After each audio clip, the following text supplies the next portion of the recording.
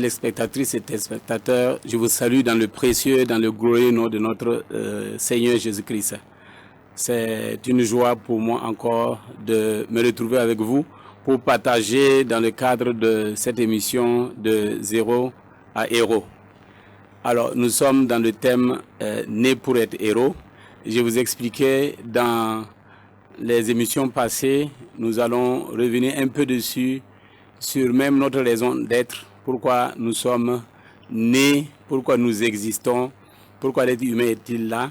Et nous en avons parlé et nous sommes arrivés à la conclusion que nous sommes nés pour la gloire de Dieu. Dieu nous a créés pour justement servir à sa gloire.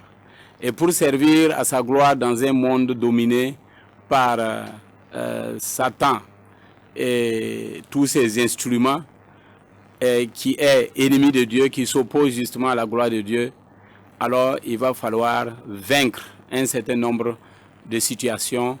Il va falloir vaincre dans des combats. Et c'est pourquoi nous revenons à un sous-thème né pour être héros. Héros en Christ, héros pour toujours. Et la dernière fois, je vous parlais justement que le héros dont on parlait, le héros dont on parle ici, quand je dis né pour être héros, nous sommes nés pour être héros. En fait, c'est un héros qui ne va pas véritablement en guerre, qui est certainement attaqué, qui fait face à des épreuves, mais qui remplit des conditions pour qu'une main puissante combatte pour lui. Parce qu'il est difficile de combattre un ennemi qu'on ne voit pas, qu'on ne connaît pas, un ennemi imprévisible. Vous ne savez pas qu'est-ce qui va se passer dans une minute, dans une heure, dans une semaine. C'est celui qui sait et qui connaît l'avenir, qui connaît, qui est inscrit dans l'éternité, qui connaît le passé, le présent et l'avenir. C'est lui justement qui sait qu'est-ce qui vient et comment. Donc, né pour être héros, il faut savoir justement remplir les conditions pour être ce héros-là, à vie, qui gagne dans tous les combats. La dernière fois, nous parlions de Exode 14. L'Éternel combattra pour nous et nous gardons le silence.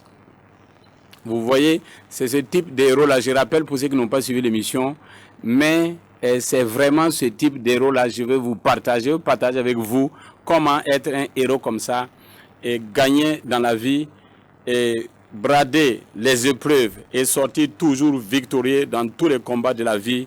Il s'agit là, justement, le but, en fait, de cet exercice d'en né pour être héros.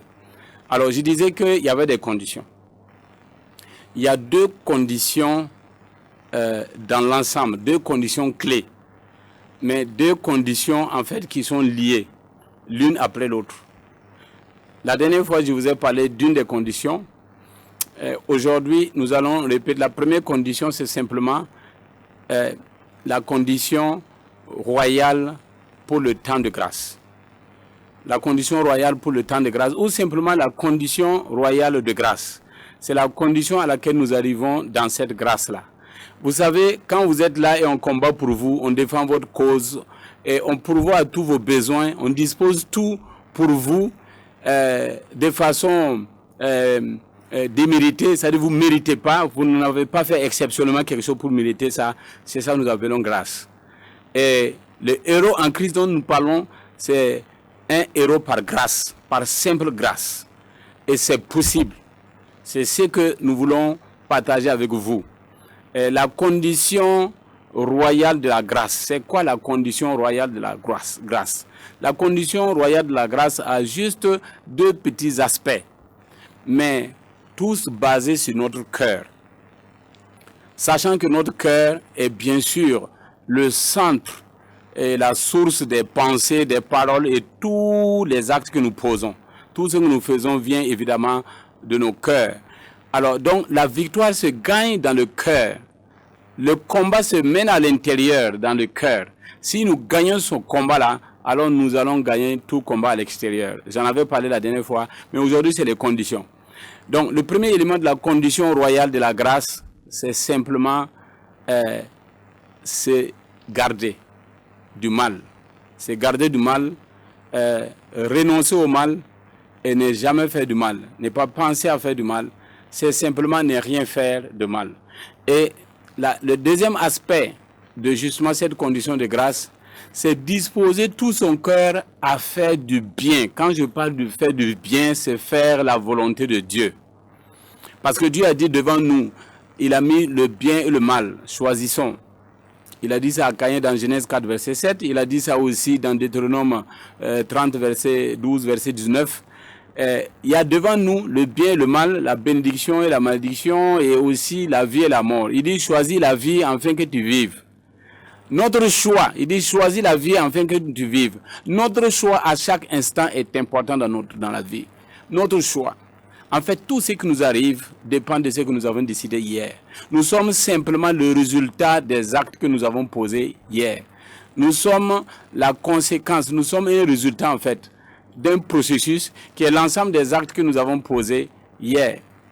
Si nous voulons justement un changement dans notre vie, il va falloir changer les actes que nous posons aujourd'hui pour voir changer ce que nous sommes, qui est le résultat de nos actes d'hier. Et ça implique des décisions, une décision radicale, des décisions à prendre. Raison pour laquelle je reviens sur cette condition de la grâce, c'est-à-dire la condition simplement pour avoir cette grâce que Dieu combat pour nous, le Saint-Esprit combat pour nous, l'Esprit de Dieu combat pour nous, les anges de Dieu combattent pour nous, le sang de Jésus combat pour nous, le feu du Saint-Esprit combat pour nous, l'environnement de Dieu combat pour nous. Nous sommes dans une atmosphère protégée. C'est ça, une atmosphère protégée. C'est ça justement la grâce. Maintenant, il y a une condition simple. Si vous y arrivez, vous verrez comment ça fonctionne. Et pour y arriver, c'est simple. C'est simple. Première étape, c'est détourner du mal. Chaque fois que devant vous, vous avez l'intention de faire quelque chose, vous vous rendez compte que c'est du mal, vous ne le faites pas. C'est retenir, c'est de garder de faire du mal. Renoncer au mal. Et, deuxième aspect, disposer son cœur pour Dieu. Disposer son cœur pour faire la volonté de Dieu. Disposer son cœur pour faire que du bien. Je peux n'avoir rien fait d'abord. La grâce, c'est pas ce que tu fais qui te donne la grâce. C'est la disposition de ton cœur qui te donne la grâce. C'est très important. C'est la disposition de ton cœur qui te donne la grâce. Ce n'est pas ce que tu fais. Comme je disais la dernière fois, Marie a trouvé grâce aux yeux de Dieu et elle a fait quoi pour arriver là? Rien du tout. Vous prenez Joseph, il n'a rien fait pour arriver. On a vu plusieurs exemples. Il n'a rien fait de spécial. Vous prenez Jacob, vous prenez tous les leaders, les grands leaders. Vous prenez Salomon, vous prenez les grands leaders dans la Bible. Vous allez voir, pour recevoir, pour entrer dans la grâce qu'ils ont eue, ils n'ont rien fait. Voilà, ils n'ont rien fait. Donc, c'est pourquoi on dit la grâce. Parce que si ce n'est pas quelque chose que tu fais pour avoir, ce n'est plus une grâce, c'est un mérite, c'est un salaire. J'avais expliqué ça la dernière fois. Donc, aujourd'hui, je vais continuer, étant donné maintenant que la condition réelle de la grâce est bien comprise, renoncer au mal et disposer son cœur pour être prêt à faire le bien, à faire le bien, à faire que le bien, que la volonté de Dieu à chaque fois que cela se présente devant nous. Alors, si nous avons rempli la condition royale de la grâce, alors nous savons justement que nous pouvons rentrer dans cette grâce. Et une fois que nous rentrons dans la grâce, il y a un certain nombre d'événements qui vont se poser. Déjà, tous nos besoins sont comblés. Tous nos besoins sont comblés. Parce que c'est la grâce. Et aussi, l'Esprit de Dieu vient en nous. Dès que nous avons décidé de renoncer à tout mal, et de façon radicale et à vie, et dès que nous avons décidé de disposer notre cœur à faire que la volonté de Dieu, ayant bien sûr accepté Christ, dès l'instant là, le Saint-Esprit qui était connecté dans nos cœurs vient maintenant en nous. Il vient sur nous. Il vient sur nous. Et c'est le Saint-Esprit qui est l'Esprit de grâce. Hébreux 10, verset 29. C'est lui qui est l'Esprit de grâce. C'est lui qui amène la grâce. C'est lui qui manifeste la grâce. En dehors de ça, sans cette grâce, nous souffrons. Nous souffrons. C'est pourquoi celui qui n'a pas Jésus est malheureux. C'est pourquoi celui qui n'a pas Christ véritablement est malheureux. Et c'est pourquoi Ésaïe 61, verset 1 dit que l'Esprit de Dieu est sur moi parce qu'il m'a oint pour annoncer, pour porter la bonne nouvelle aux pauvres. Ésaïe 61 dit pour annoncer, pour porter la bonne nouvelle aux pauvres. L'Esprit de Dieu est sur moi, il m'a oint pour porter la bonne nouvelle aux malheureux. Mais Jésus a dit dans Luc 4, verset 19, l'Esprit de l'Éternel est sur moi parce qu'il m'a oint pour annoncer la bonne nouvelle aux pauvres. Vous voyez, dès que l'Esprit est là, alors nous avons la nouvelle de la grâce. Donc, dès que nous remplissons la condition royale de la grâce, alors l'Esprit de Dieu vient sur nous. Et quand il vient sur nous, il commence à manifester la grâce. Il commence à nous combler de tout ce qui nous manque. Justement, quand vous regardez dans 1 Samuel 10, dès le verset 1, quand Saül a décidé, parce que les ânesses de son père sont perdues, et le père était préoccupé, il était troublé, il a cherché partout. Ce n'est pas les ânesses de Saül, c'est les ânesses de son père. Le père était alité, il était troublé, il était préoccupé, il ne savait pas quoi faire. Et quand Saül a regardé son père, il a été touché. Il a pris cette charge, cette préoccupation, cette affaire en main. Et il a décidé, au-delà du village, aller de village en village sur les nations pour chercher les ânesses. Là où son père n'allait jamais aller. Vous voyez, cette mission, c'est une décision de faire du bien, pas pour lui, mais pour son père. Il n'a pas trouvé encore les ânesses, il n'a pas de solution. Enfin, je peux dire qu'il n'a rien fait si ce n'est pas l'engagement. Il était déterminé à ramener les ânesses. Peut-être qu'il allait tourner 10 ans et revenir sans les ânesses. Ce n'est pas ça qui est important. Ce qui est important, c'est que vous avez cette détermination de faire du bien. Pas pour vous, mais pour un autre. Dès que vous êtes déterminé à marcher pour l'intérêt de votre prochain, à marcher pour l'intérêt, oui, justement, d'autrui, où vous n'avez, vous, aucun intérêt, alors vous êtes en train de remplir les conditions de la grâce. Les conditions royales. Je dis les royales parce que c'est le grand roi, le grand Dieu qui a mis en place ces conditions-là. C'est lui qui a mis en place ces conditions-là. Quand on dit que les conditions royales, le roi ici, c'est notre roi, notre Dieu, notre Père céleste. C'est lui. Dès que vous disposez, ce n'est pas de l'hypocrisie, du fond de votre cœur, à faire du bien, de façon désintéressée, alors vous allez rencontrer le Saint-Esprit forcément. Et justement, Saül, c'est sur ce chemin-là que il a été localisé. Son cœur a été localisé par Dieu, et il a envoyé le prophète Samuel lui oindre comme roi. Quand l'huile qu'il a utilisée, on va parler dans d'autres émissions, c'est pas l'huile d'onction en fait qui fait l'esprit. C'est pas l'huile d'onction qui fait l'esprit. L'huile d'onction, c'est simplement un mécanisme que Dieu avait trouvé quand l'Esprit de Dieu n'était pas manifesté sur terre pour être un canal justement de marcher avec le Saint-Esprit. Mais c'est pas l'huile d'onction qui fait vraiment l'onction. Mais c'est l'Esprit qui fait l'onction, c'est l'Esprit de Dieu qui fait l'onction. Donc quand Samuel l'a rencontré dans 1 Samuel 1,10, vous allez voir immédiatement le verset qui suit, le verset 2, alors il a trouvé les ânesses. Dès qu'il a quitté là-bas, il a trouvé les ânesses. Deuxième chose, on lui a donné du pain, on lui a donné l'abondance, les besoins sont satisfaits. Troisième chose, le verset 3, la parole de Dieu dit que l'Esprit de Dieu est venu donner à Saül un autre cœur. Un autre cœur. Pas le cœur troublé, le cœur plein d'amertume, de soucis, le cœur plein de toute forme d'affliction, le cœur empoisonné, le cœur qui fait qu'en fait les gens ne dorment pas, ils vieillissent vite, ils tombent malades, ils ont des crises de toutes sortes. Et Dieu lui a donné notre cœur. C'est ce qui est écrit. Vous voyez, ça c'est la grâce.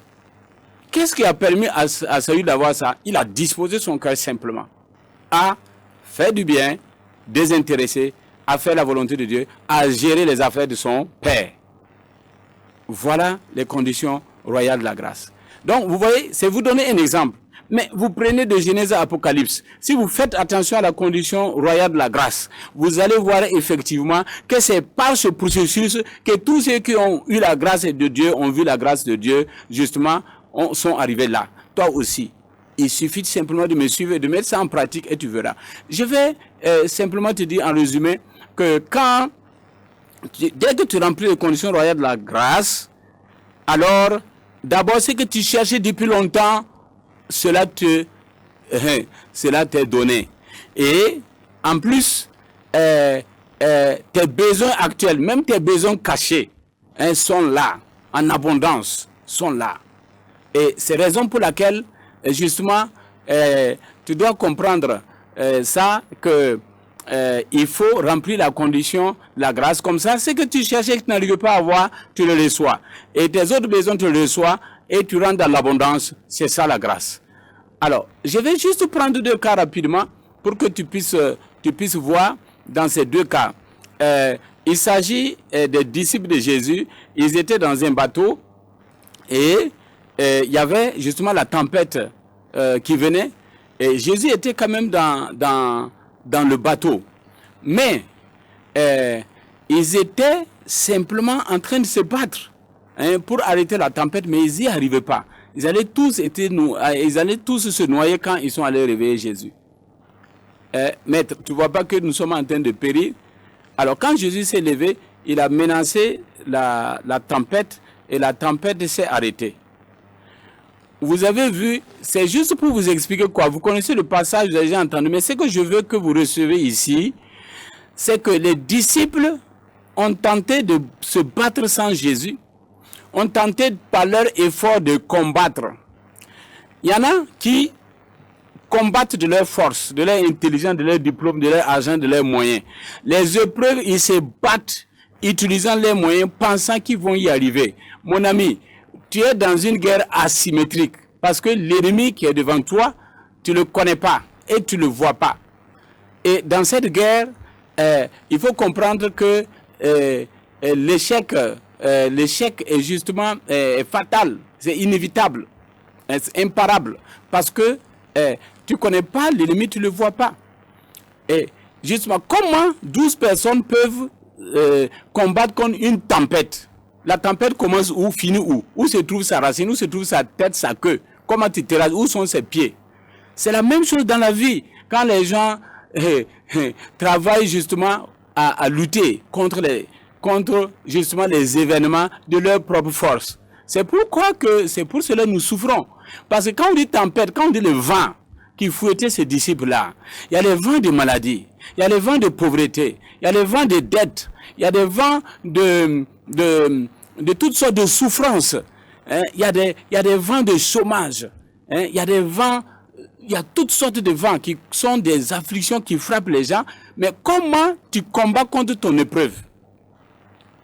Vous voyez? Donc, eux, ils n'ont pas été héros. Ils allaient être terrassés, renversés. La solution pour la victoire était de venir à Jésus. Et quand ils ont dit à Jésus, viens à notre aide. Nous venons à toi. Quand ils sont venus à Jésus, Jésus s'est levé menacé et la tempête s'est arrêtée. Ça, ils n'ont plus rien fait. C'est ça la grâce. Ils n'ont plus rien fait. C'est ça justement le héros en Christ. Christ était dans la barque. Ils sont venus vers Christ et Christ a menacé. La tempête est arrêtée. Donc toi aussi, quelles que soient tes épreuves, viens à Christ, viens à Jésus de tout cœur. N'oublie pas la condition royale de la grâce. Parce que ça, c'est très important. L'Esprit de Dieu ne vient pas si le cœur, justement, n'est pas, justement, un cœur de Dieu. C'est pourquoi, pour que Dieu puisse utiliser Saül, Dieu lui a donné un autre cœur. Parce que si tu viens avec ton cœur à Jésus, ça ne marche pas. Ça ne marche pas. Il faut justement préparer ton cœur. C'est pourquoi, justement, Hébreux 9, 21 à 22 dit, approchons-nous. Voilà, approchons-nous justement de lui, avec un cœur sincère, avec la plénitude de la foi et un cœur pur. C'est comme ça que nous pouvons approcher, sinon c'est pas possible. Donc, vous voyez, et si nous combattons de nous-mêmes, alors nous perdons notre temps. Si nous voulons être véritablement héros, remplissons les conditions de la grâce, allons vers Jésus, et l'Esprit vient sur nous, et il combat pour nous, et nous avons la victoire. Je vais vous donner un autre exemple rapidement. C'est toujours dans une barque, 2 barques cette fois-ci. On avait passé une fois, mais simplement pour que vous voyez cette révélation, Jésus est venu, et il est rentré dans une barque, c'est celle de Simon Pierre. C'est celle de Simon Pierre. Pourquoi il a choisi Simon Pierre? Le temps est court pour te dire, mais dans d'autres versets, Pierre était celui-là, à cause de la disposition de son cœur, il a reçu des révélations et justement du Saint-Esprit. Et c'est pourquoi il avait déjà un cœur préparé. Donc quand Jésus est arrivé, il est rentré dans la barque de Pierre. Et il a parlé, il a fait l'œuvre, il a fait ce qu'il fallait faire. Et maintenant, quand il est descendu, il a dit à Pierre, simplement, il faut aller plus loin et tu jettes le filet. Pierre était là avec une grande équipe. Ses amis, ils étaient nombreux. Ils étaient tellement nombreux qu'ils avaient 2 barques. Ils voulaient remplir les barques. Ils ont pêché toute la nuit jusqu'au matin. Ils n'ont rien pu prendre. Aucun poisson. Aucun poisson. Alors, quand ils sont arrivés là, ils ont décidé de partir quand Jésus est arrivé. Et dès que Jésus est venu, et là on va rentrer plus tard en détail, quand Jésus vient dans ta barque, quand Jésus vient dans ta vie, quand Jésus vient dans ton cœur, et tu le reçois en acceptant sa parole, alors les conditions, tu passes à un autre niveau de conditions qu'on va voir dans la prochaine émission. Mais pour l'instant, je reste dans cet exemple-là. Pierre, le cœur disposé, la barque disposée, il a vidé, il n'était pas dans la barque, il a laissé la barque, il est sorti. Nous n'avons pas à conduire nos vies, nous n'avons pas nous devons tout laisser, nous devons tout laisser justement à Dieu, nous devons donner tout notre cœur à Dieu, tout entier, nous devons nous donner tout entier. Donc Jésus a donné la barque vide, et Jésus est rentré dedans. Quand il a fini de se servir, alors, il a dit à Pierre, jette. Mais Jésus a dit à Pierre, tu me dis de jeter le filet. Hey, il n'y a pas de poisson ici. Toute la nuit, nous avons pêché. Tu sais, la nuit, c'est là qu'on peut avoir facilement les poissons. Aucun poisson. Les 2 barques et toute l'équipe, aucun poisson. Ça veut dire qu'il n'y a pas de poisson. Mais, comme Pierre avait la foi en Christ et à la parole que Jésus a dit, alors Pierre a dit, sur ta parole, je jetterai le filet. Et quand il a jeté le filet, alors il a pris beaucoup de poissons. Au point que le filet voulait se déchirer. Une seule fois, ils ont pêché toute la nuit, dans toute la mer, de tous les côtés, de toutes les profondeurs. Ils n'ont rien eu. Cette fois-ci, il a jeté au hasard et il a pris beaucoup de poissons. Et il a rempli sa barque et l'autre barque, tous ses amis, tout le monde a eu en abondance et ça versait. Ça versait, ça débordait. C'est ça l'abondance. Quand Jésus vient, il vient avec cette abondance-là. Mais l'abondance, justement, c'est ça qui traduit aussi la grâce. Il y a 2 dimensions. Il y a la victoire, justement, que nous avons. Et aussi, il y a la satisfaction de nos besoins. C'est même pas satisfaction, c'est beaucoup plus comblé. Nous sommes comblés. Nous sommes comblés dans nos besoins. Alors, c'est pourquoi, justement, ici, je voudrais que tu remarques cette grâce-là, cette grâce spéciale, hein, quand Jésus vient dans ta barque. Si tu peux seulement recevoir Jésus dans ta barque, si tu peux chercher à connaître Jésus, si tu ne connais pas Jésus, mon frère, mon ami, je te demande de chercher à connaître Jésus. Si tu connais Jésus, cherche à connaître davantage Jésus. Dès que Jésus est rentré dans la barque, alors l'abondance est arrivée. Ils ont travaillé toute la nuit sans rien gagner. Il y a des gens, ils travaillent, ils chantent du boulot, ils font tout, ils travaillent, ils ne gagnent rien. Il faut rentrer dans cette condition simplement de la grâce. Cette condition spéciale de la grâce. Cette condition royale de la grâce. Nous allons nous revoir la prochaine fois. Et je prie véritablement que ces quelques minutes donc, de partage avec toi te donnent quelque chose qui te permet véritablement de rentrer dans la sphère des héros en Christ, c'est-à-dire ceux qui sont là et qui ont la victoire dans leur combat, et aussi ceux-là qui arrivent à être comblés dans tous leurs besoins, hein, parce que simplement tu as préparé ton cœur à recevoir Jésus, et Jésus a des conditions de demeurer dans ton cœur. C'est la condition royale pour le temps de grâce. Que la grâce de Dieu demeure avec vous à la prochaine fois, au nom de Jésus-Christ. Amen.